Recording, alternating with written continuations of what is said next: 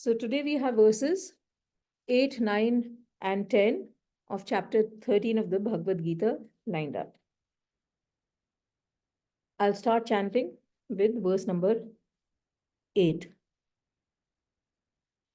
Amane tvam adambha tvam ahimsa kshanti rarjavam acharyopasanam shaucham sthairayam atma vinigraha. So the Lord says, humility, unpretentiousness, harmlessness, forgiveness, service of the teacher or guru, purity, steadfastness, and self control. These are the qualities that we're going to discuss, and these are the qualities or the values that we must inculcate, or a jnani or a wise person inculcates. So let's take this up word by word. Amanitvam is humble or with humility. Adham bhitvam is unpretentious, not showing off. Ahimsa is harmlessness. Kshanti is forgiveness. So this is the ksha with the, it's not the, it's the other sha. Ksha. So the, ra wala sha means peace. This kshanti means forgiveness. Arjavam is uprightness. Acharyo pasanam. So acharya is the teacher. Pasanam is upasana karna. So service of the teacher. The word acharyo pasanam translates to service of the guru. Shocham is purity. Stharyam is with steadiness or steadfastness. Atma vinigraha is self-control. So the verse translates to humility, unpretentiousness, harmlessness, forgiveness, uprightness, service of the teacher, purity, steadfastness, and self-control. So let's chant it together. Amane tvam adambha tvam ahinsam kshantirarjavam acharyopasanam shocham sthera atma vinigraha. So now, see, till the previous, in the verses 6 and 7, the Lord had explained us the kshetriya, or our body, the constituents and its modifications. And if you remember before that, Lord Krishna had said that I will also explain to you the glory of God. That is what had been promised to Arjun. And now we are moving in that direction after covering the matter, the body. So the next set of verses, actually from 8 to 12, actually list out 20 qualities or values that we must imbibe to become a jnani or a knowledgeable person. The idea is that these qualities are the foundation or the basis, or on which the structure or the process of self-realization can take place. And why are they important, and why do they form the basis of the process of self-realization? Is because they help us to purify our cells, our mind, our body, mind, and intellect, actually. So assimilating these qualities and having perfect command over these qualities is very important, because without these qualities, God cannot be attained. So the power that of God that Krishna has promised to show us or to explain to Arjun, it's not possible. We have to have these qualities so that we can understand or experience the power of God. It's just like, you go in front of the mirror and If the mirror is not clean, your reflection is not clean. It's not clear. So you clean the mirror, and then your reflection is clearly visible to you. So, similarly, the mind, like the mirror, has to be absolutely clear.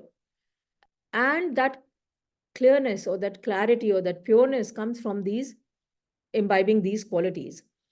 And then the reflection of God is automatically revealed.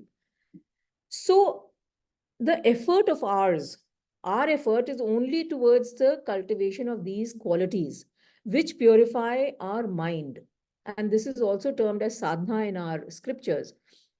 And sadhana is through the practices of the karma yoga, or the path of action at the level of the body, the bhakti yoga, or the path of devotion at the level of the mind, and the Gyan Yoga, or the path of knowledge at the level of the intellect.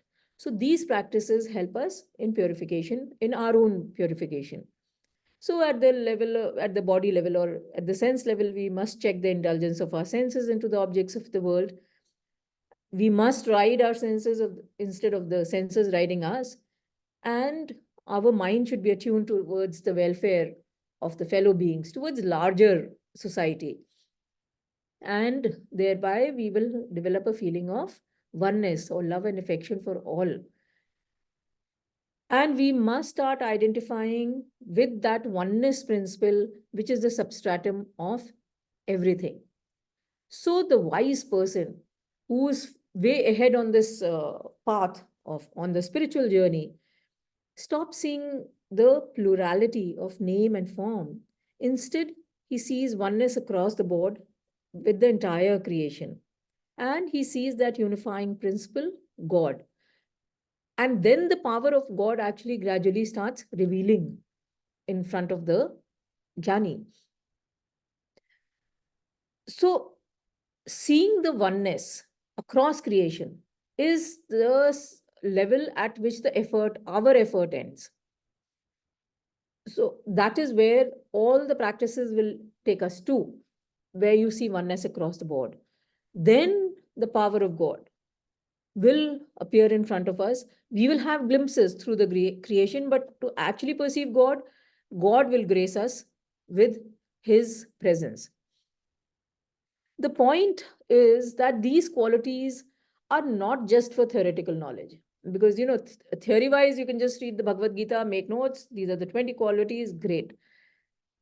So, you don't become, or no person becomes a jnani just by listing out the qualities. The effort is in imbibing, internalizing, and making it a part of our personality. So, we must contemplate on each one and see where we lack and how we can better each one. And therefore, one is spending time. See, I'm going slow on these in these sessions because these qualities that we are going to read are actually, some of them are were also discussed in the Bhakti Yoga chapter. But for it to settle in our minds, what it means and how it takes us towards that oneness principle, that's why we will go slow and understand each one. So the first quality that comes before us is amanitvam, or free from pride or arrogance or being humble. Now, if you think about it, pride always arises from the attitude that I'm the only one, as opposed to the oneness principle. Okay, so because I should be the best, I should be the most beautiful, I should be the most powerful, or I am better than others, I have better material wealth, so house, cars, and so on and so forth. So pride arises when we feel superior to our, let's say, neighbors or our family, our friends, so on and so forth. So it's a one-upmanship game as opposed to the oneness principle. Therefore, pride is always arising from ignorance. We see differences and we are taking pride in the material possessions that we have. wealth, position, status, designation, possessions, and we feel superior when we are better placed than others. And because we are identifying with our body, mind, and intellect, we only see differences. So we see a world full of names and forms and designations and, all differences. But as we proceed on our spiritual path, our focus starts shifting from the world to that Paramatman which is within us. And then we realize that all of us, all beings, we all share the same Paramatman. So we start seeing similarities with each other. We see the oneness principle. And once we see the oneness principle, then we realize how stupid we have been. Taking pride in wealth, power, possessions, etc. So our pride vanishes once we see oneness with the creation. Then the next quality is adambhitvam, or unpretentiousness, or free from hypocrisy. So this quality is actually arising straight out of the previous quality. Once we are free from pride, we automatically become unpretentious. Because in pride, we feel superior to others, right? That's why we are proud that, okay, I am better off, or I'm so and so. Now, this is the natural human tendency, is be to pretend to be superior to others, or to pretend to be something that I'm not. So we start becoming hypocrites in the process. And this hypocrisy is a result of feeling insecure vis-a-vis the society. So we feel that if someone, I want to move in a better circle. So if I don't have a baseline of, let's say, 5 luxury cars, 5 bungalows, etc., etc., how will I move higher up in the society? So we are driven by what others think of us, rather than just being what we are. Fine, it's okay. This is the way I am. So, to be free from hypocrisy, we must not get carried away by what we see around us, by the peer pressure of all the wealth that others are flaunting in our faces. We should also not be carried away by praise and criticism, honor and dishonor, the careless remarks of the others. Oh, she, he or she is like that. They don't have so much of material possessions, or they're not that intelligent. So it doesn't matter. Fine, I'm not. We should know ourselves and learn to be ourselves. Most importantly, accept and behave, be ourselves, and not be there to show something to someone else, because that's the way someone else wants me to be. Then that person will start interacting with me. So a wise person knows oneself and is accepting of the same, and they are content and happy with their situation in life. So if they cannot afford a luxury car, and maybe just some Maruti or something, or even if not a Maruti, a motorcycle, it's fine. That's what I can afford, and that's what I want to have. And when we go up the ladder, we'll see. So free from hypocrisy, this is the next quality. The third quality is harmlessness, ahimsa. Now, here, see, in the first two qualities, we were talking of the universal law of oneness. In ahimsa, we are talking about again another universal law, which is that I want others to behave towards me in a particular manner. Therefore, I should not do what I do not expect others to do to me. So, this is a universal law. Or my expectation is that nobody should hurt me, which means everyone has got the same instinctive expectation. Therefore, just as I don't want them to hurt me, I should not hurt them. And anytime I violate this universal law, and the laws, these universal laws or eternal truth in our scriptures are called dharma. These are the laws which you cannot violate. And therefore, each time I violate the law, I hurt myself. So once I understand this, I start believing in doing acts of kindness, not inflicting injury or suffering on anyone. In case I do, I must understand that the law of cause and effect is in force. I will have to bear those consequences. So, in this state where I act at the level, I mean, in kindness or belief in, have belief in the kindness, my mind is sensitive to the pain of others. And ahimsa is not a physical quality, so don't, we don't think of it that I go and start boxing someone or hitting someone. It's a mental attitude as opposed to a physical quality. And a cruel act can also be a kind act. And these days we talk about a lot of euthanasia. There's a lot of discussion and debates, and somewhere it's legal and somewhere it's not, which is mercy killing. So, so there is a lot of debate because whether it should be done or not done.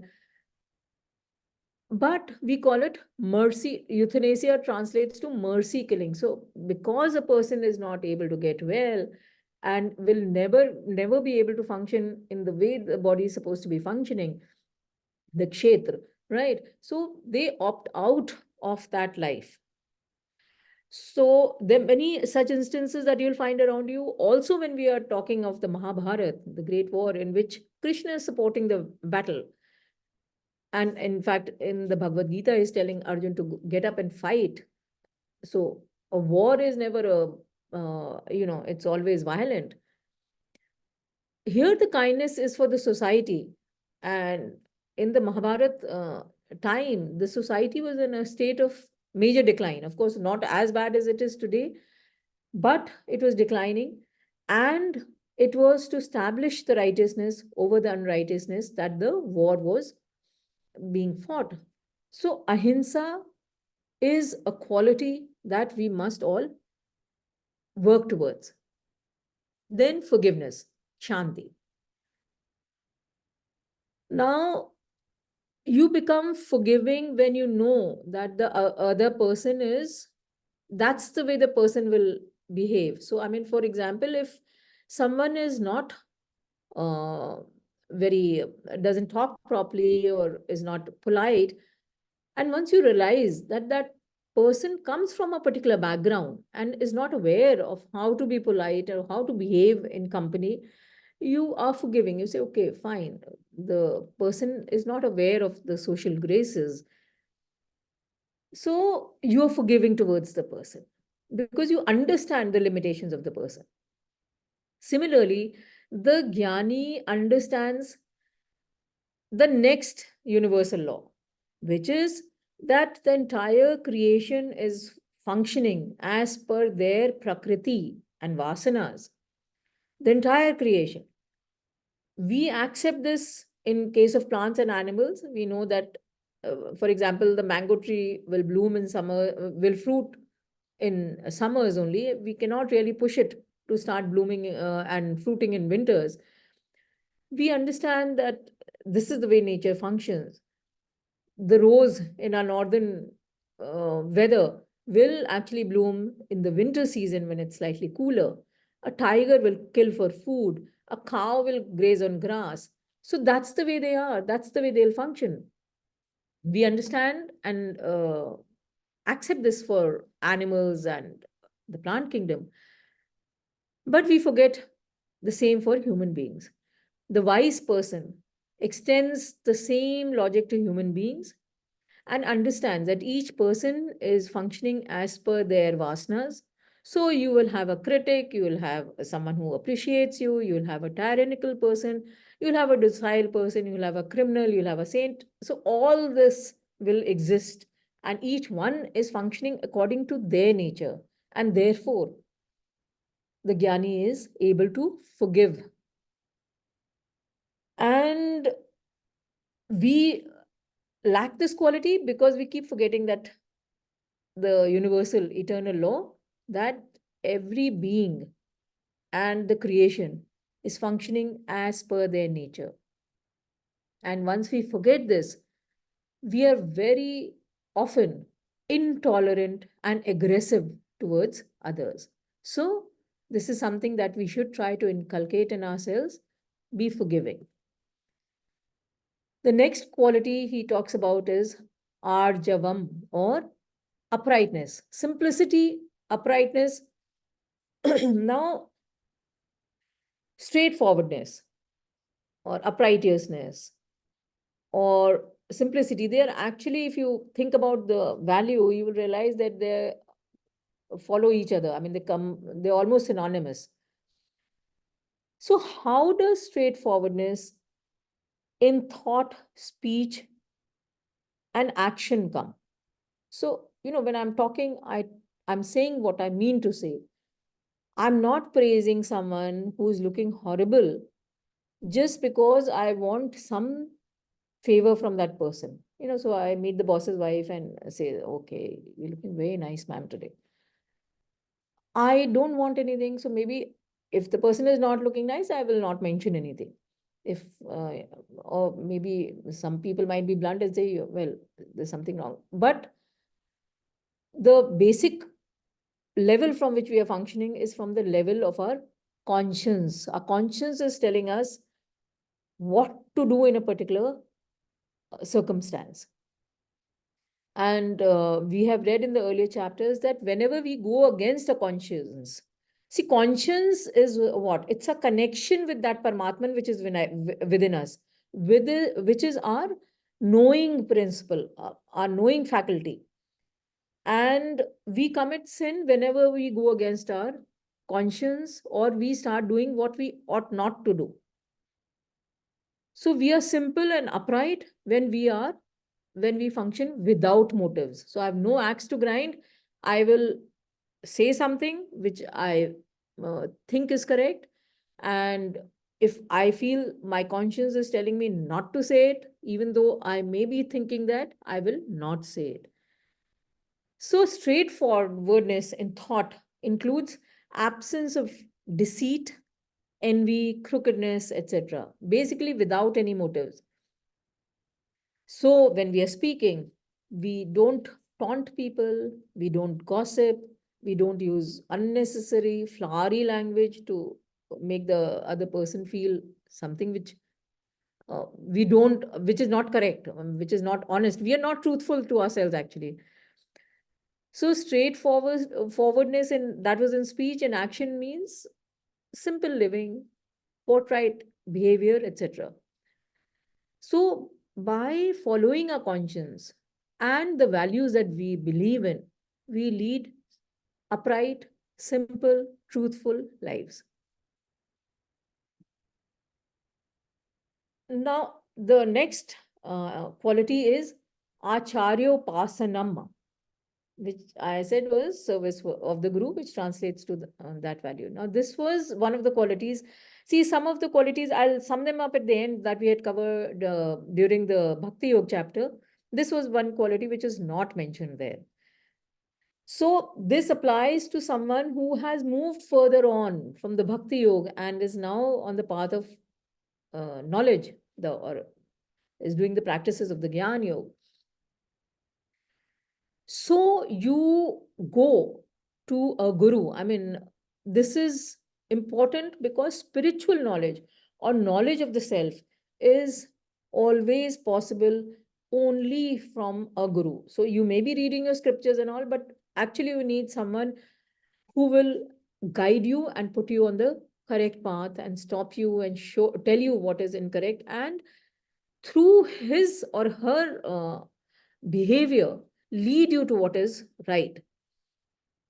So the imparting of the divine knowledge requires the disciple or the seeker to have a guru and also have an attitude of dedication and devotion towards the guru, because the attitude of service towards the teacher creates the correct frame of mind for learning in the seeker.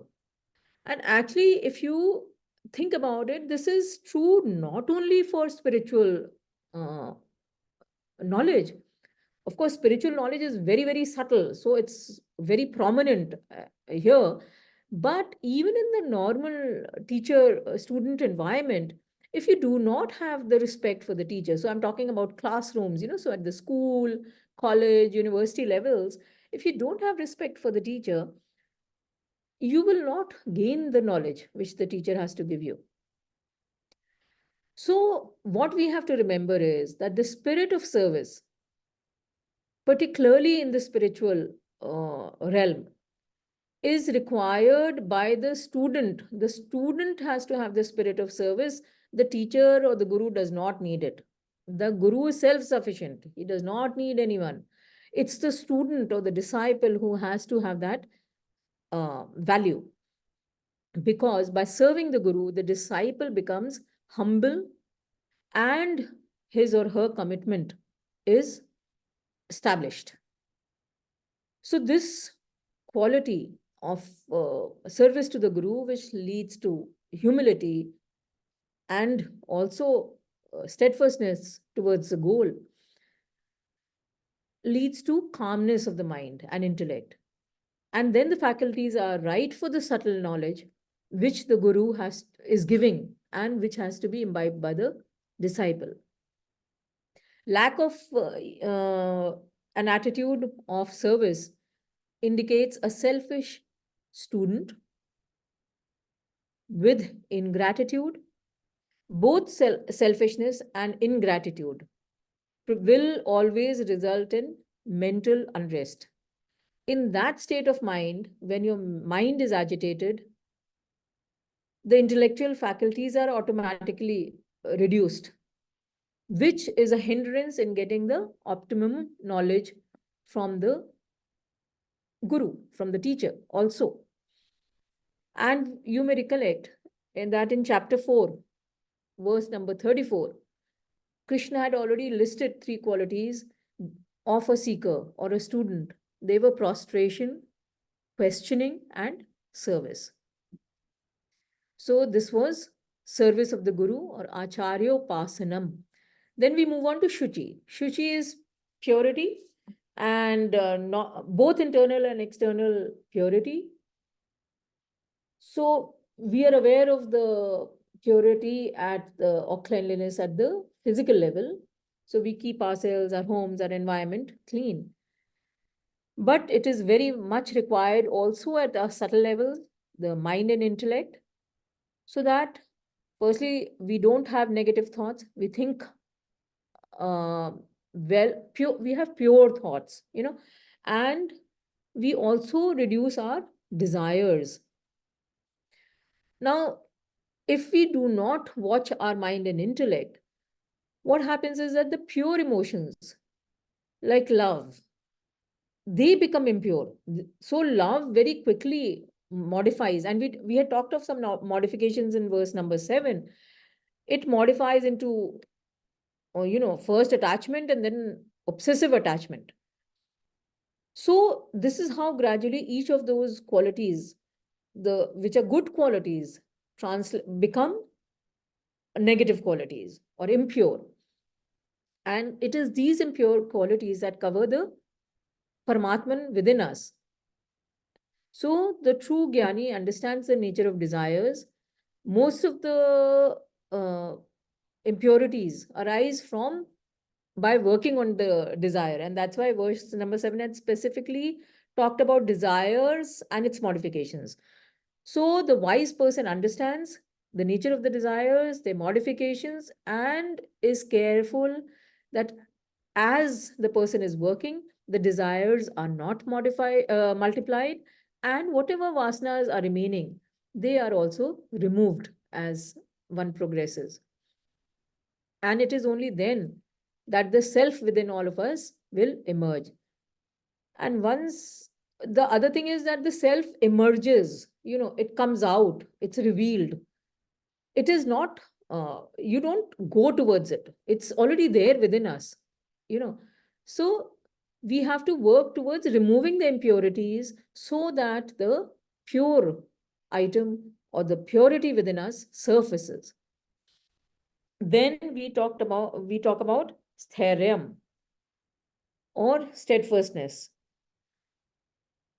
So, self knowledge and God realization are actually goals which are difficult to attain. They require a lot of control over ourselves. So, steadfastness is a quality that is required to be persistent, to remain on the path till the goal is achieved. So, it is only if we are steadfast on our path towards the goal that we will attain the goal. And this steadfastness again is a quality of the intellect. The mind always tends to work on likes and dislikes. So the intellect has to tell the mind that, okay, you're not supposed to be doing this, you're supposed to be doing that. So steadfastness is a quality at the of the intellect. Then the last quality in this verse is Atma Vinigrah or self-control. So self-control is that you do not, you remain steadfast actually. So it feeds to the previous quality. So it means that you do not deviate from the path of yoga or seeking union with the self. So I think the best example is, suppose you are traveling from, let's say, Delhi to Mumbai, and you go in a super fast, you go in one of those Vande Bharats or Shatabdis or whatever. So they don't stop at very many places. You have to reach Mumbai by the evening, and so maybe the first station that the train stops is, let's say, Bhopal, okay? And you get off the onto the platform just to stretch your legs, and then you meet someone, and some passengers getting off, and he says, okay, I'm going to see the towards Sanchi. It's a beautiful UNESCO World Heritage Site, some few kilometers, few hundred kilometers from here, and I'm going to see that. And then you say, okay, that's not bad, and maybe even I should do, sometime. Now you see, one option is that you get off there and you go towards Hachi, but if you're one of those culture vultures, you would love to do that, but your intellect is telling you, no, you have to attend the conference tomorrow, so you'd better reach Mumbai today evening. So even though I am enchanted at the thought of going visiting Sachi, but at that particular moment, I go back to the train and sit down, and I decide, okay, maybe I'll plan a trip sometime just to go to Sachi, right? So similarly, even though we are living in the material world with all its enchantments, the wise person is not tantalized by them. He is not distracted by the charms of the world. Like this example we took, he continues, he'll come back to his path and continue on it.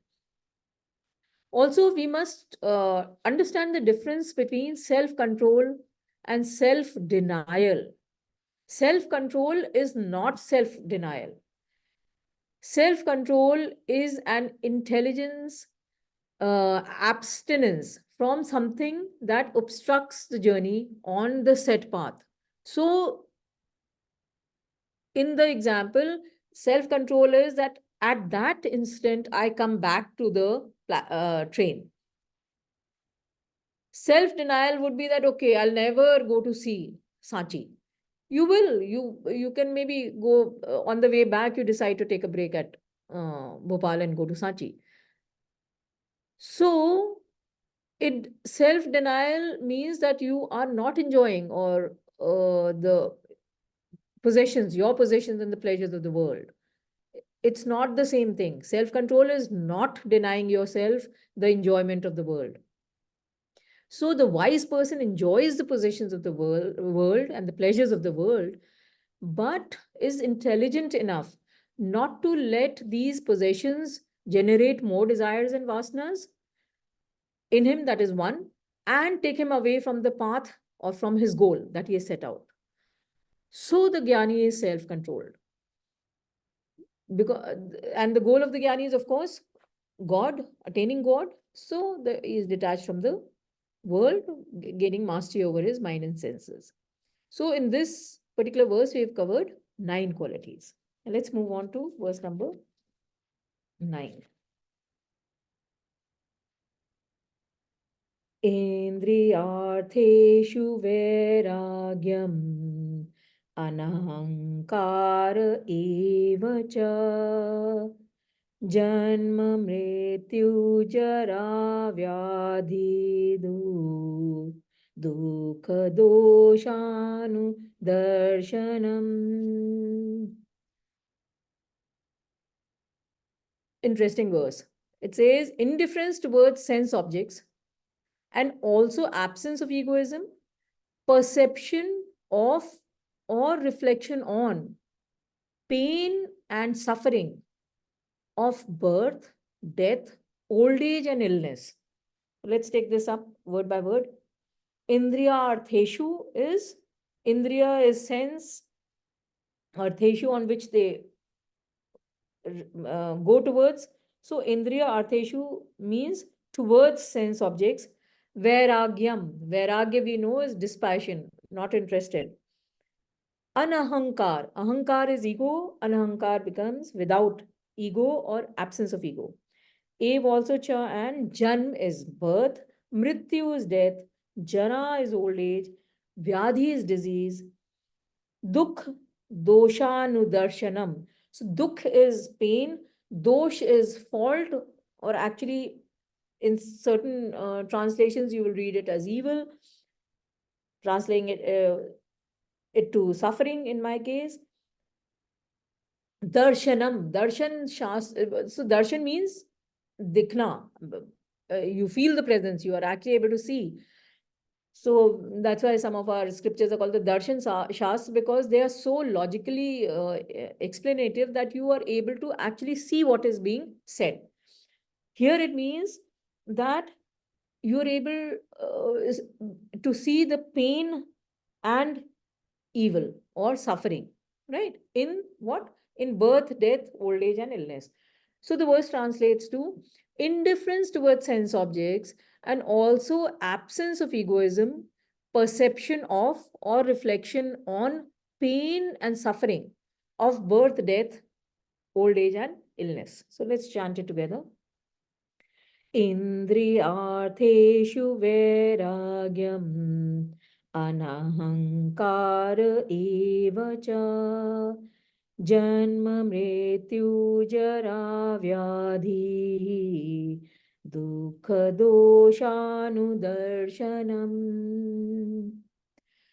So, three more qualities come our way in this particular verse. First one, Indriyartheshu Vairagyam, or indifference, dispassion towards sense objects or the objects of the senses. Now, in the last verse, we had talked of self control. When we are talking of vairagya towards the objects of the senses, we have actually climbed one step higher. In self-control, what is happening? If we analyze it logically, what is happening is that the mind is going towards the sense object.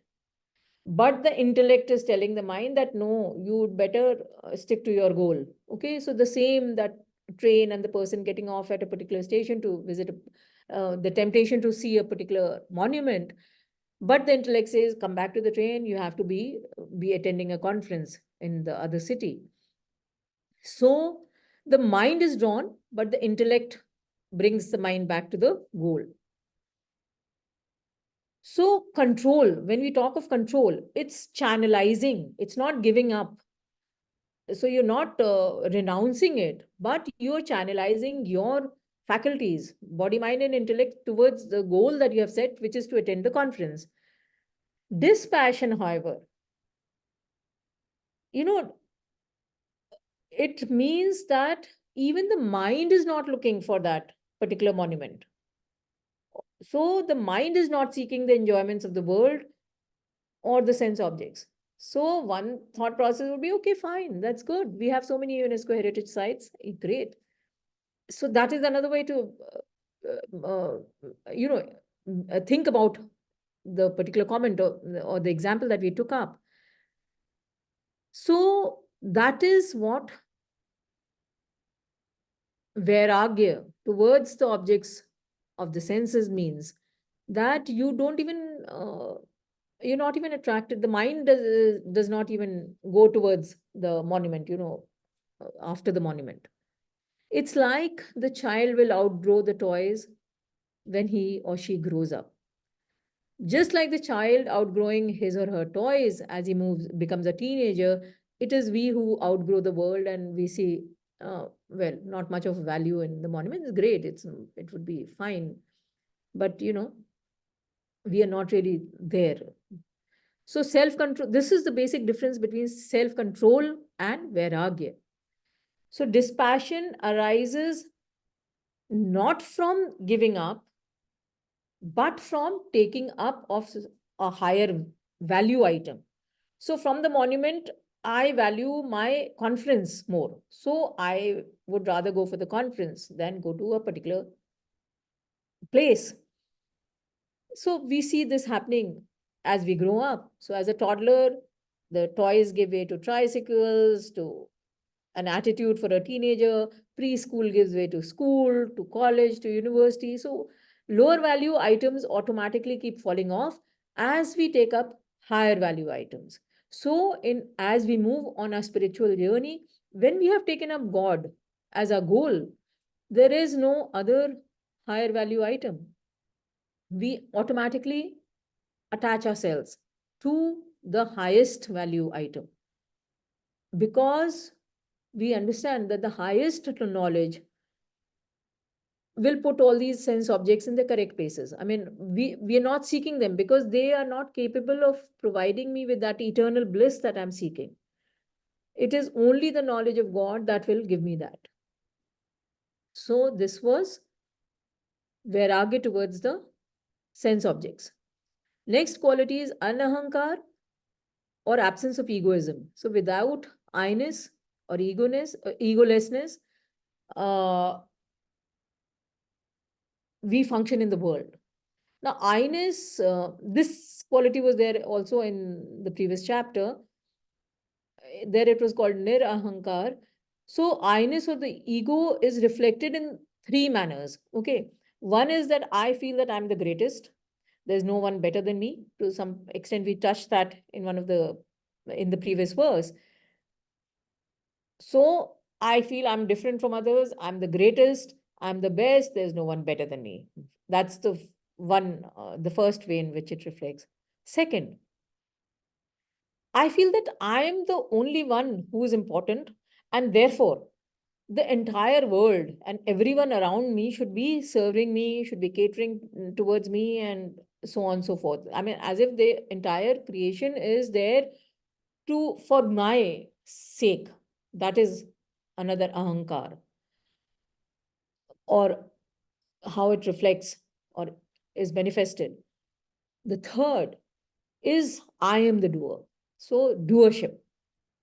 So even for example, when we have this are having the session, and I feel that, oh, I'm taking the session, I am not taking into account that firstly, the basic scripture that I'm reading is not even written by me.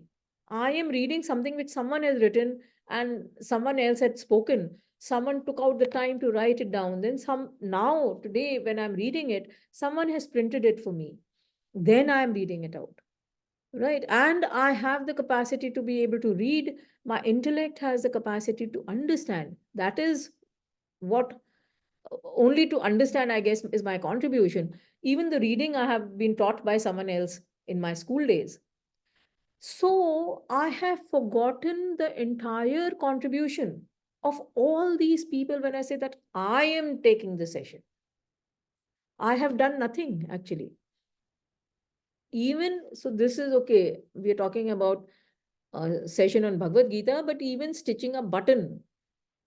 Have you made the needle? Have you made the button? Have you made the thread? I mean, how much of a support system we are using when even a button is being tacked onto a garment, right? So once we start moving on a spiritual path, we realize the oneness principle as opposed to I am the one attitude. And see, self development or knowledge or any knowledge is at two levels. One is within the purview of the ego. That means I'm learning, And I keep saying that, okay, I have read this, I have studied this, I have memorized so many verses, I have the entire theory. It's within my ego. And the other knowledge is what transcends the ego. It is beyond the ego. So when you are even chanting, let's say, a verse from the Bhagavad Gita, you say, oh my God, what am I reading? And I'm so fortunate who someone has written it for me, someone spoke this for me, and it is available to me after so many centuries. So that you go beyond your ego and you are overwhelmed with the same knowledge. Okay. So the jnani is because he's beyond the physical body, mind, and intellect. He's bereft of this I-ness. He has no ego because he understands that everything is supported by God. And the last quality is Janma, Mrityu, Jara, Vyadhi, Dukh, Doshanu, Darshanam, or perception of pain and suffering of birth and death, disease and old age. Now, see, we see our body and things are born, then they grow, then they undergo a process. I mean, as they're growing, then after that, decay sets in and disease, and finally, death. And there is pain and suffering in all these phases. So even the birth is actually a very, very painful process for both the mother and the child. And both of them scream through the process. Death, of course, is, and all the interim processes that we're talking about, you think about it, and you'll find that there is pain and suffering in all these phases. Now, the jnani is objective because he knows that this is the body, this is my kshetra, and it will go undergo this. It'll be born, anything that is born will grow, will decay, maybe get diseased and die. So he, a wise person, is objective towards his own kshetra. So even though the changes are taking place in the person, he is able to take out the kshetra from the kshetra. I mean, so this is the differentiation actually. He's able to differentiate the body from the knower of the body. So he is objective towards these phases. And the goal is being, his goal being God, he revels in that supreme. And these phases will happen. He or she has to undergo these phases. They will happen, they'll come, and they will go. So this is the way the jnani functions. Interestingly, this is the suffering, I mean, that we read about, that set Buddha on his spiritual path. He saw a sick person. And so you all know that Siddharth, Prince Siddharth, was raised in the palaces, and a saint had prophesied that, he will go on, he'll become a recluse. And so his father didn't want the prince to see any sorrow in the world. But once when he went to happened to go out, then he saw a sick person, and he said, if there is sickness in the world, then even I will fall sick one day and die. I'll become sick. Then he sees an old person. So he says, okay, even I'll become old. And then he sees a dead body being taken for cremation. So this will also happen to me. So this is what set him. This is what shook him up. And he was so perceptive that one exposure to these three incidents set him on his spiritual path. So with that, we come to the end of verse number 9. And, I have exceeded the time by quite a bit. So shall we call it a day on today's session? Because the next verse is also, I mean, I would like to spend some time on it. Yeah, I think Yeah. so. Yeah. So I think let's end. And as I promised, I will just sum out, I will just compare some of the qualities that we had talked about for a bhakta also. And I'll tell you the words. So, and you can also analyze it on your own. Uh, So one was, I'm starting from verse number 8. So Kshanti, or forgiveness. So for the bhakta, Kshami was used. Then we move on to service of the Guru was not there. Shuchi was the same word was used for a bhakta. Sthairyam, steadfastness. For the bhakta, it was drid nishchay that was used. Atma vinigrah, or self-control. For a bhakta, so that was chapter 11 qualities. Yatatma was used. And of course, self-control and all we're talking. Then anahankar. I told you for a bhakta, nirankar was used. And these were some of the things that I had pulled out. So with that, we conclude our today's session.